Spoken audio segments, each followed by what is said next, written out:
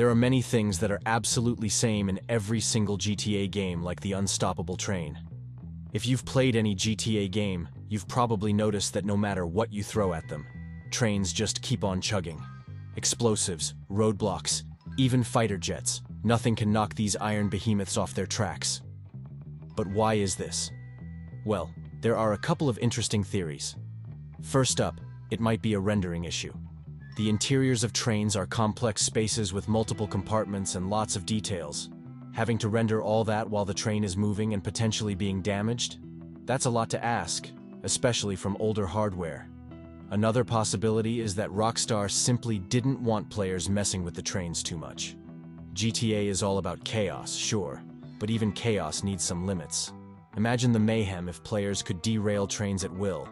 It might be fun, but it could also break the game in unforeseen ways. There's also the practical side. Trains in GTA games often serve as moving set pieces, or even play roles in missions.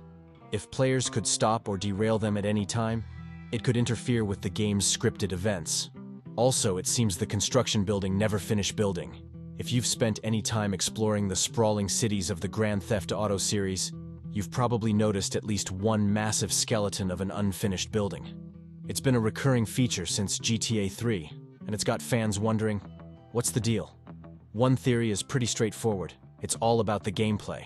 These half-built structures make for great vertical playgrounds. They give players a chance to climb, jump, and generally cause mayhem in a more open, scaffolding-filled environment. But there might be a more technical reason behind it.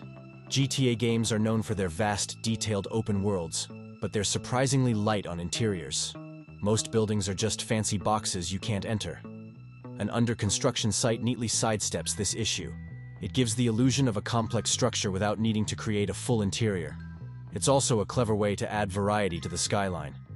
A city that's too finished might feel static or unrealistic. These construction sites add a sense of growth and change to the urban landscape. Some fans have even cooked up theories that these eternal construction projects are a subtle commentary on real-world urban development and bureaucracy. But hey, maybe we're reading too much into it. Also, every GTA game has top-notch radio system. From the moment you jump into a car in any GTA game, you're hit with a wave of music and chatter that instantly makes the world feel alive.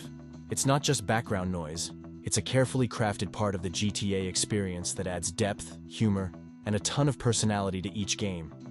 But it's not just about the music.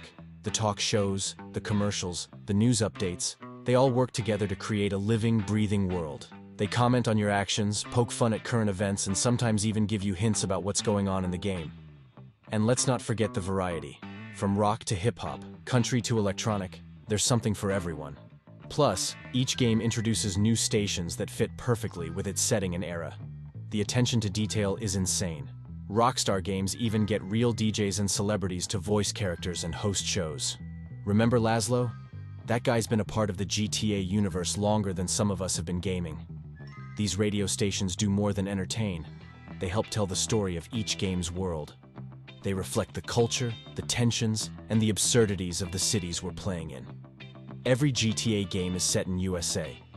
Dan Houser, one of the masterminds behind the series, once shed some light on this. He mentioned that they've created an identity with an American Dream type theme. And when you think about it, it makes a lot of sense. GTA isn't just about stealing cars and outrunning cops. At its core, it's a satirical take on American culture.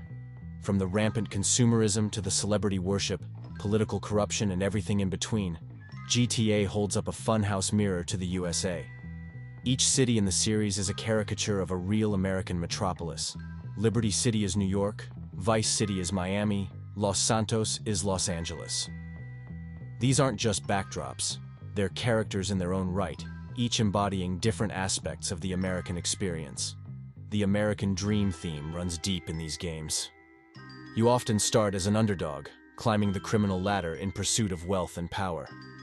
It's a twisted version of the rags-to-riches story that's so central to American mythology.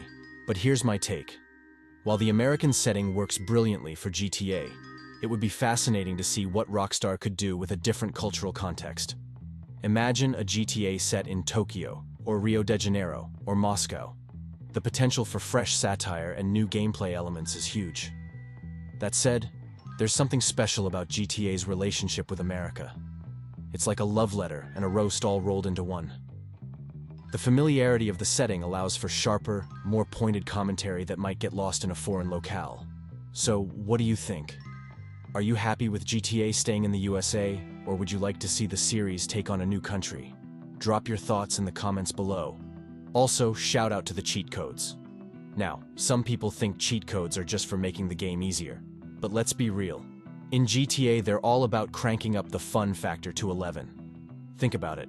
You've finished the main story, done all the side missions, and now you're just hanging out in the city. What do?